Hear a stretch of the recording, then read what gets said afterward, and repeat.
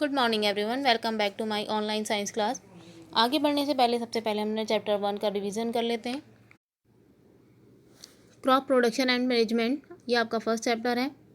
फसल उत्पादन और प्रबंधन। इसमें मैंने आपको पढ़ाया था कि फूड जो है हमारी प्राइम नेसेसिटी है, इसके बिना हम जिंदा नहीं रह सकते। प्लांट्स हमारे लिए फोटोसिंथेसिस के जरिए हमारे लिए फूड प्रिपेयर करते हैं। एनिमल्स और ह्यूमंस अपना फूड प्रिपेयर नहीं कर सकते, वो प्लांट्स पर डिपेंड रहते हैं। इसके बाद मैंने आपको बताया था कि एग्रीकल्चर किसे बोलते हैं। क्रॉप्स उगाना और जानवरों को उनसे यूजफुल प्रोडक्ट लेने के लिए पालना, इसे हम एग्रीकल्चर मीन्स कृषि या खेती बोलते हैं। एग्रीकल्चर हमारे दुनिया की सबसे बड़ी इंडस्ट्री है। हमारे देश के भी 70% लोग इसी में इंगेज हैं, इसी सेक्टर से जुड़े हैं अपने लिविंग के लिए। हॉर्टिकल्चर भी एग्रीकल्चर की एक ब्रांच है, जिसमें हम फ्रूट्स, वेजिटेबल, फ्लावर्स और डेकोरेटिव प्लांट्स का प्रोडक्शन करते हैं। जैसे जैसे पॉपुलेशन इंक्रीज़ होती जा रही है, वैसे वैसे एग्रीकल्चर प्रोडक्ट्स की डिमांड भी इंक्रीज़ होती जा रही है। तो इससे ये ज़रूरत पैदा हो चुकी है कि हम क्रॉप में प्रोडक्शन में सुधार करें, उसको स्टोरेज के सिस्टम में सुधार किया जाए। इसके बाद मैंने आपको टॉपिक पढ़ाया था क्रॉप्स मीन्स एक ही तरीके के प्लांट्स उगाना एक लार्ज नंबर में, उनसे यूजफुल प्रोडक्ट लेने के लिए से हम बोलते हैं क्रॉप्स। फसल या क्रॉप प्लांट्स भी बोल सकते हैं।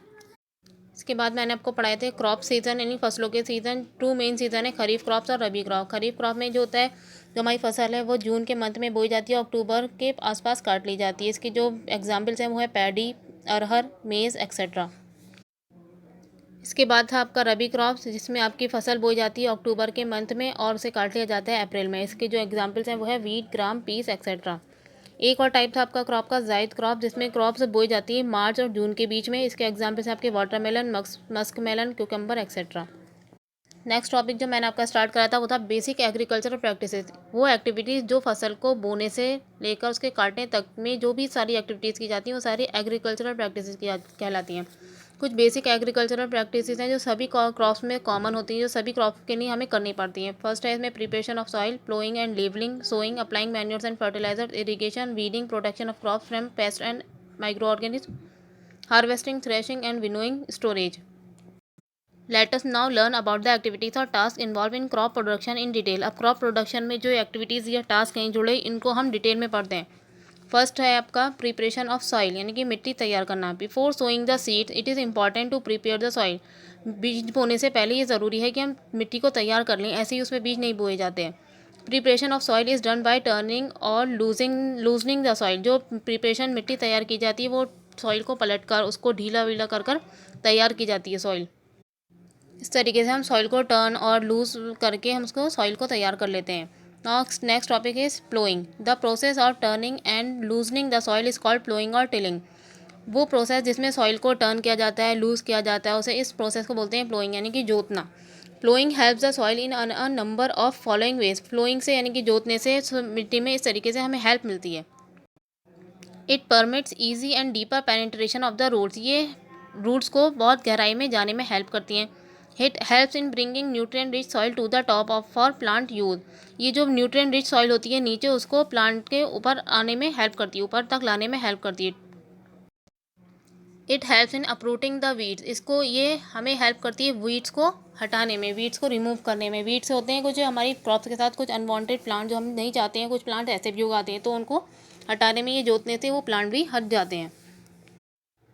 It exposes soil pest to natural predators. ये सॉइल को के जो पेस्ट होते हैं, कीड़े, उनको नेचुरली ख़त्म कर देती है। It retains moisture for a longer period. और इससे काफ़ी टाइम तक मिट्टी में नमी बनी रहती है। It provides good aeration to the roots. और इससे हवा के आने जाने का अच्छा सिस्टम बना रहता है रूट में, इसलिए जोतने से सॉइल को बहुत ज़्यादा हेल्प मिलती है। The main agricultural implements use for ploughing are plough, hoe और कल्टिवेटर। कुछ एग्रीकल्चरल इम्प्लीमेंट्स हैं जो सुधार किए गए हैं, जैसे कि प्लोइंग के लिए हम यूज़ करते हैं आजकल प्लो, हो और कल्टिवेटर यूज़ किए जाते हैं। What is a plough? A plough is made of wood and iron. Plough जो होता है यानी कि हल, वो वुड और आयरन का बना होता है। It is normally drawn by farm animals such as bullocks. ये नॉर्मली इसे जानवर खींचते हैं, जैसे कि बुलक होता है बैल, उनके द्वारा खींचा जाता है। It has two parts. इसके दो पार्ट्स होते हैं, the plough share and the plough shaft, एक प्लो शेयर पार्ट कहलाता है इसका, और एक plough shaft. The plough share is a broad triangular iron strip, जो ये आयरन स्ट्रिप लगी होती है इसमें, ये ब्रॉड ट्राइंगुलर स्ट्रिप होती है, इसे हम प्लो शेयर बोलते हैं। The plough shaft is a long and narrow shaft of wood, एक लंबा सा जो स्टिक होती है लगी उसे प्लो शाफ्ट बोलते हैं, जो अटैच होता है बीम से, बीच में अटैच होता है। अ हो is a simple tool which is use for removing weeds and for loosening the soil. हो भी एक सिंपल टूल है जो वीड्स को रिमूव करने में हेल्प करता है, सॉइल को लूज करने में हेल्प करता है। A cultivator is a ploughing tool that has multiple blades, एक कल्टिवेटर ये भी एक प्लोइंग टूल है, इसमें बहुत सारे ब्लेड्स होते हैं। Now a days the tractor is the commonly used cultivator, आजकल जो ट्रैक्टर है मोस्ट कॉमनली यूज कल्टिवेटर है, ट्रैक्टर की का ही यूज़ हम कल्टिवेटर की तरह करते हैं। ऑल्दो ट्रैक्टर इज़ एक्सपेंसिव, हालांकि ट्रैक्टर एक्सपेंसिव होते हैं, बहुत महंगे होते हैं, but it saves a lot of time and labour, लेकिन इससे बहुत ज़्यादा हमारी टाइम भी सेव हो जाता है, हमारा मेहनत भी बच जाती है। तो मिट्टी तैयार करने में, सॉइल को तैयार करने में आपका पहला जो प्रोसेस है वो है प्लोइंग, मतलब मिट्टी को लूज़ कर देना। उसके बाद उसको लूज़ करने के बाद उसको लेवलिंग की जाती है। तो नेक्स्ट टॉपिक है आपका levelling. The ploughed land is levelled and pressed lightly with the help of a wooden plank or iron leveller. जो प्लोड लैंड है, मतलब जिसको हमने लूज़ कर दिया सॉइल को, उसके बाद इसको लेवल किया जाता है, एक लेवल में कर दिया जाता है, उसको लाइटली प्रेस करके किसी वुडन प्लैंक से या फिर आयरन लेवलर से। दिस इज़ डन टू, ये किस लिए किया जाता है? फर्स्ट पॉइंट इज ब्रेक और crush bigger chunks of dry soil into smaller pieces, जो बड़े बड़े सूखे मिट्टी के टुकड़े हैं अभी जो टूटे नहीं हैं उनको ब्रेक कर देना, उसके बाद उसको लेवल कर देना।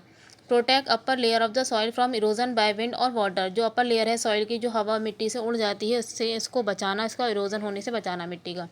Prevent water logging and promote uniform irrigation, water logging यानी पानी इकट्ठा होने से बचाना, और यूनिफॉर्म यानी कि एक सी सिंचाई हो सके, कि पानी एक से पूरी हमारे खेत में पहुंच सके, इससे इसके लिए लेवलिंग की जाती है।